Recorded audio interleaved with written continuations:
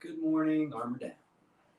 Welcome to the third day of the second week of really establishing your seated Armor Down mindfulness meditation practice.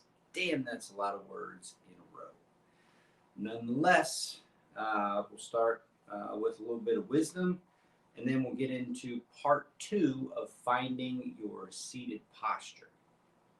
So, sticking with the theme of what do you do when for you 2 plus 2 is 4, but for someone else 2 plus 2 is 5. So the other day we talked about how you can kind of really get attached to the fact that your way of thinking is the right way of thinking.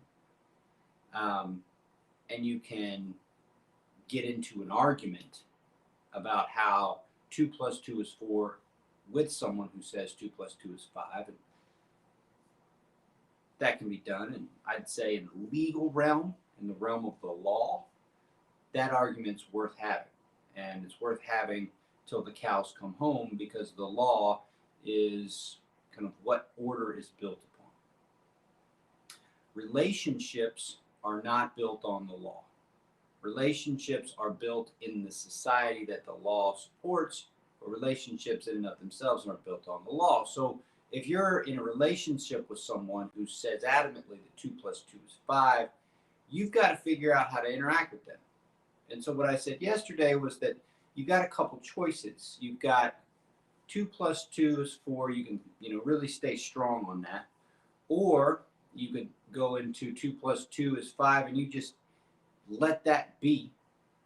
And ultimately where you get to, what you're trying to get to, is a place where it doesn't matter, which is an open-hearted place. So how do you do that? Well, the first thing you've got to do, and this is where mindfulness comes in, and I don't think I mentioned this yesterday. The first thing you got to do is you got to recognize your favor or need or reliance upon 2 plus 2 being 4.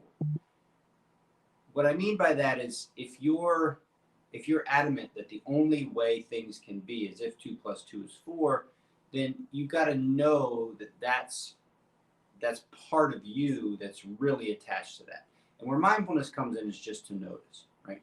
Now again, 2 plus 2 is 4, don't get me wrong, but in a context of a relationship, 2 plus 2 can be 5 and it can also be nothing, right? And what you have to do, and this is where mindfulness comes in, is you have to discern the appropriateness of your energy, right? If your energy is really locked into 2 plus 2 is 4, and it's got to be that way for you to be around other people, and they have to think that way too, that's a problem.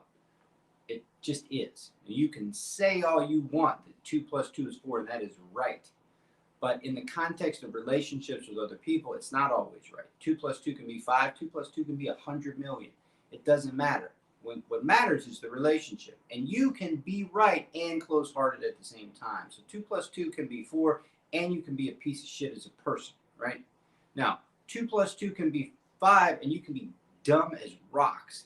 And you can really contribute to some awful things. So don't think I'm picking on 2 plus 2 is 4 and not picking on you too. But the problem that we all face is we have to get along with each other.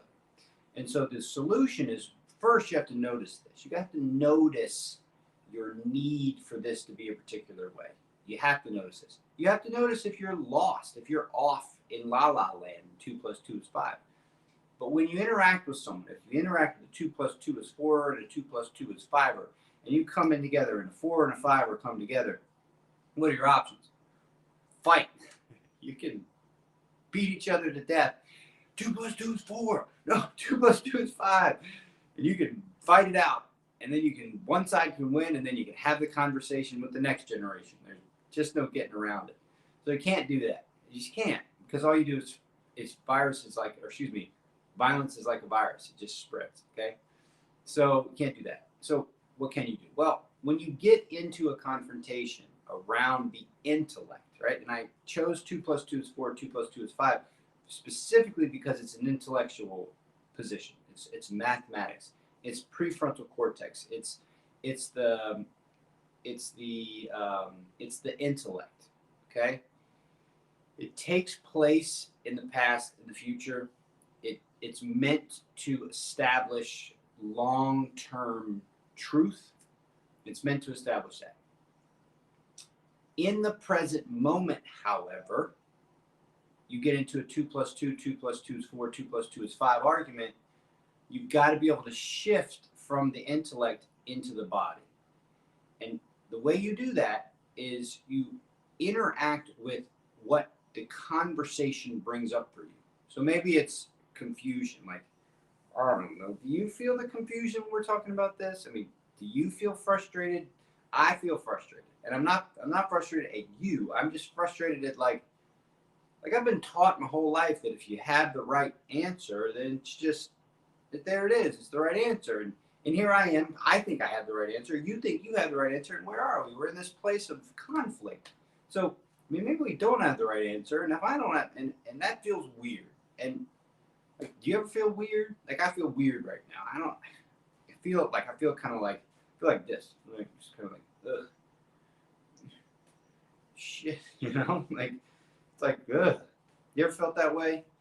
And if you can create an environment that describes the present moment, okay, an environment that describes the present moment by its qualities, you shift out of the intellect and you shift into the person's ability, like yours, to feel in the present moment. So you move away from the intellect. You also move away from the identity, the separateness of the identity, and you move into the present where you're connected. Now, the next step, and this is where you start to build, the next step is if you can connect to the moment and they can connect to the moment, then you get to open-heartedness. And once you get to open-heartedness, the armor comes off, you armor down, and you open up to each other. And there's an opportunity for relationship. And relationship is really fun because it's so much better. It's so much better than fighting. Fighting just sucks life out of you. And two, there's so much out there beyond the intellect.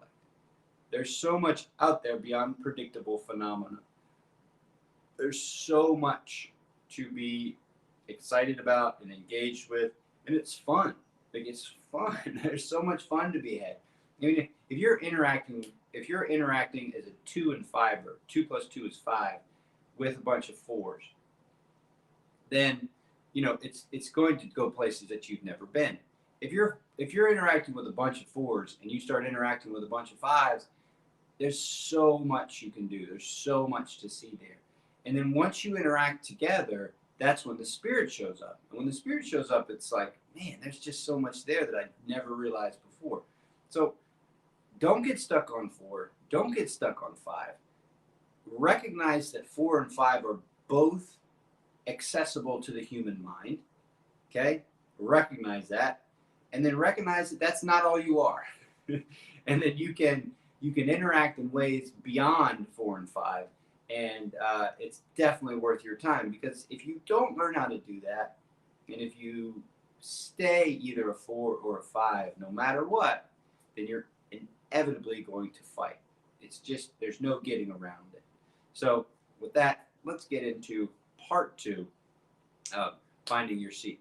And this is all about, see if I should put this down. No, this is all about finding your seat. And today the seat is on the ground, on a cushion, and there's a couple ways to do it. I got extra pillows. I think you should also have extra pillows, but I'm going to show you just the first way. I'll bring this over here because we're going to do a practice after this. I'm going to show you the first way that I learned, which was I did this.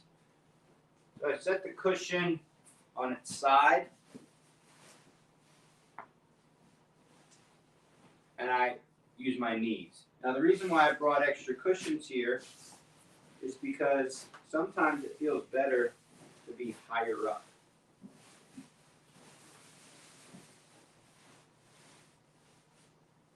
And that's what you want out of this is you want comfort. That's the only goal, is comfort. And comfort over time. So it can't be just comfortable for a second. It's got to be comfortable for a little while. And so I can sit like this for 20, 30 minutes. This is easy. This is a comfortable position. Straight from the side.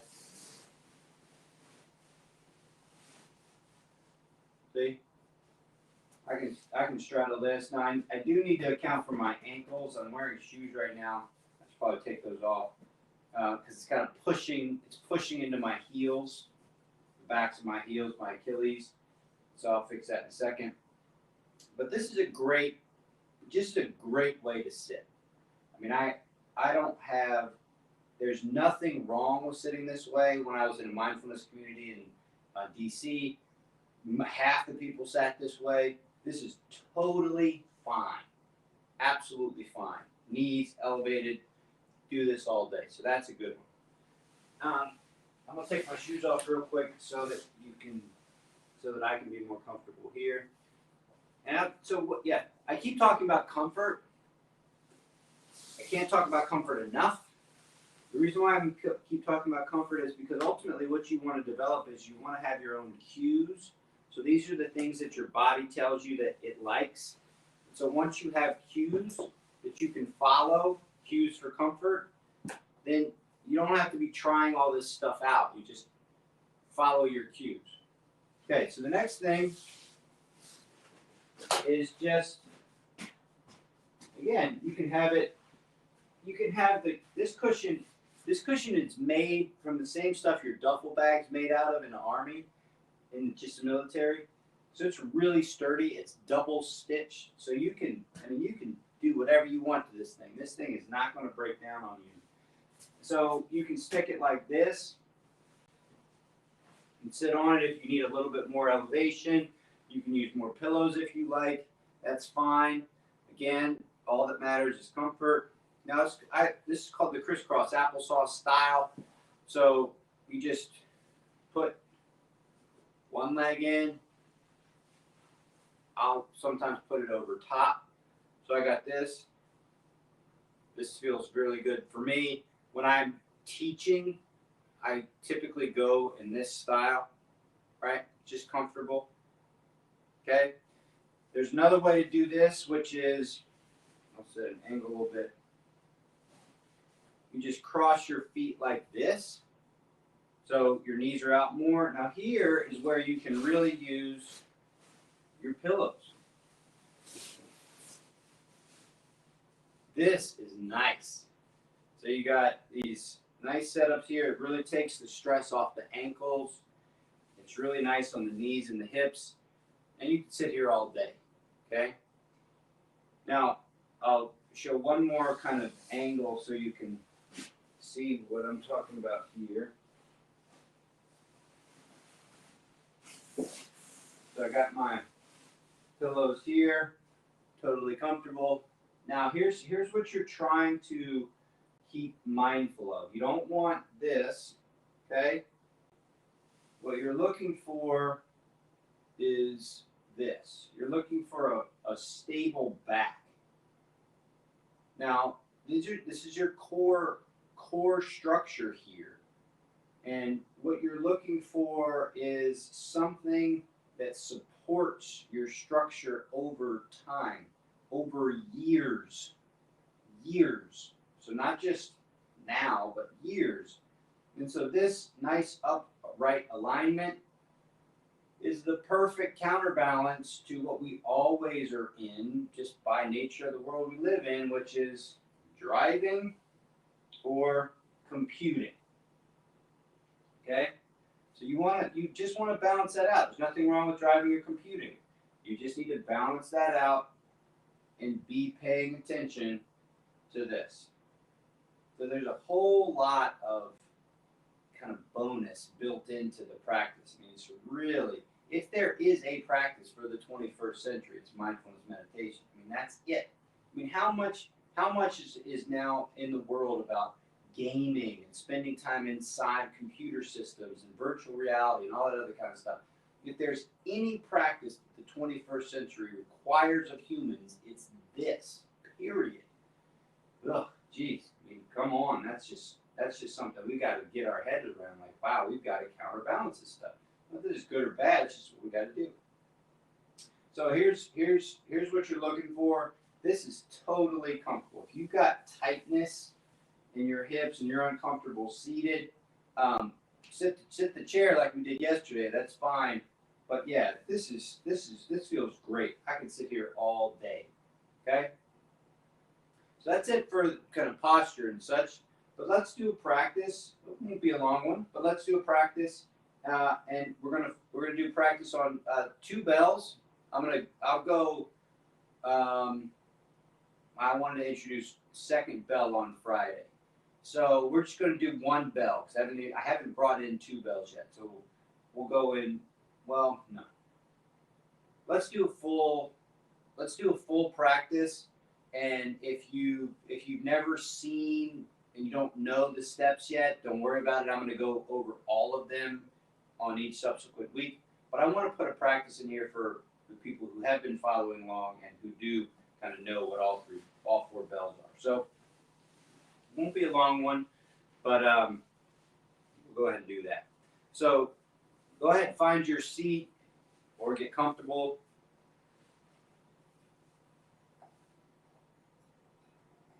And here comes first bell.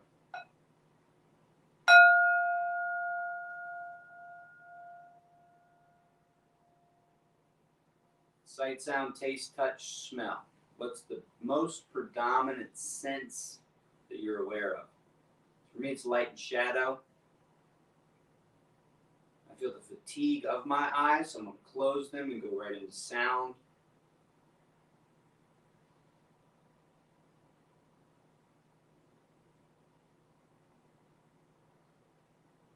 So I've tamed my mind with my senses. Okay, let's go into second bell.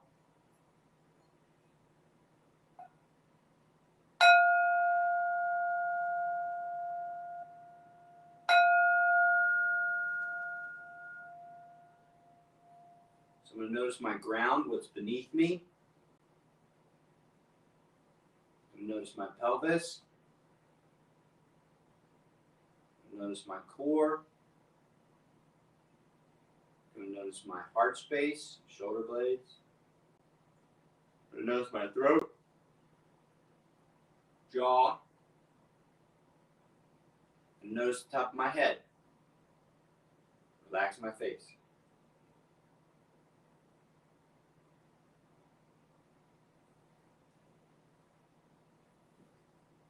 Third bell.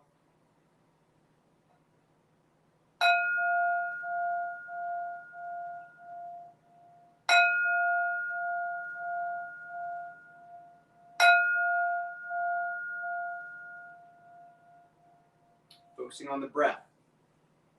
I'm going to count the breath, 5. So on the inhale, in my mind, I'm just going to say 1. Exhale, 1.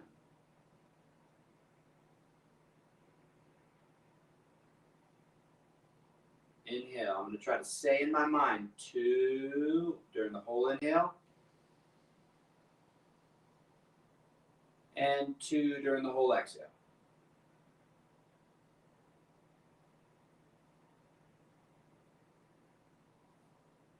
3 and 3. 2 on your own.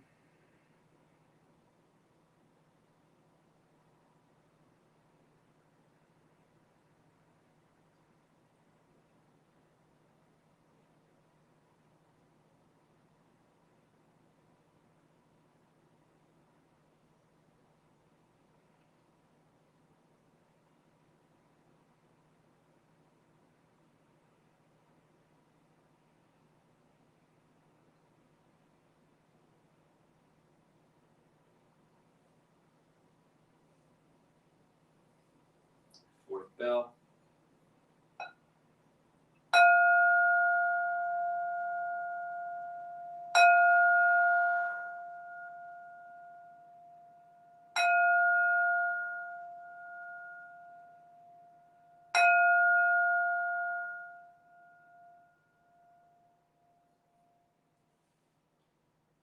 Now bring your hands to your heart center. Make this meaningful. What are you grateful for?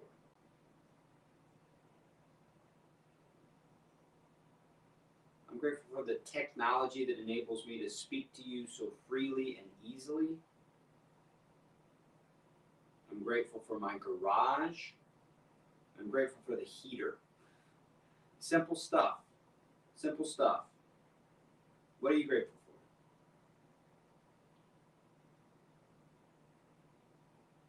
for? Now be intentional when you finish. By that, I typically recommend taking 2 breaths, and on the second exhale, you're done.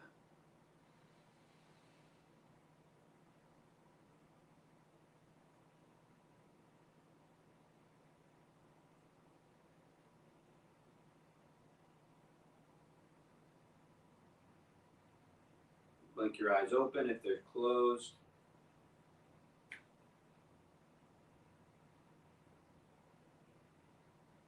There you go. Thank you for practicing with me. All right. Becoming my dad. I make exertion sounds every time I move. I'm 40. So, you know, what are you going to do? Anyway, I hope you have a great rest of your day, Armor Down. It's always a pleasure to be training with you, and we'll see you tomorrow.